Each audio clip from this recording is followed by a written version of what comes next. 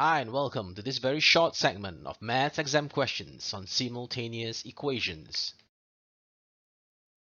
Question 20. Solve the simultaneous equations. You start by labeling the first two equations as equations 1 and 2. Next you multiply equation 1 by 3 such that the magnitude of y is the same as that on equation 2. You then call this equation 3. Next you sum equation 2 and 3 for an equation that only has the factor of x. X is then calculated as 4, and with this you could calculate y in accordance. Question 14. Solve the given simultaneous equations.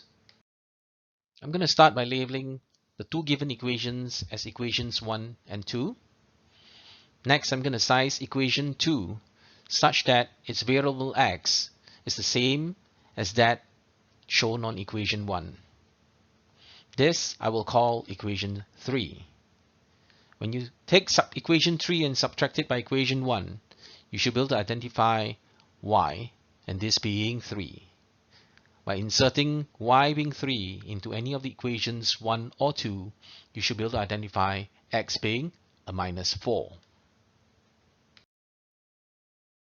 Question 8c.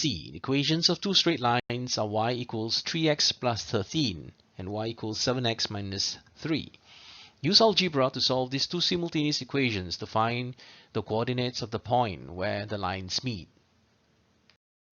As usual, we'll label the equations 1 and 2 respectively. By subtracting equation 1 from equation 2, we can then solve for x. By inserting the value of x into equation 1, we can solve for y. The required coordinates is 4, 25. For the next question, the number of dots in diagram n is equal to an squared plus bn plus 1. Find the value of a and the value of b.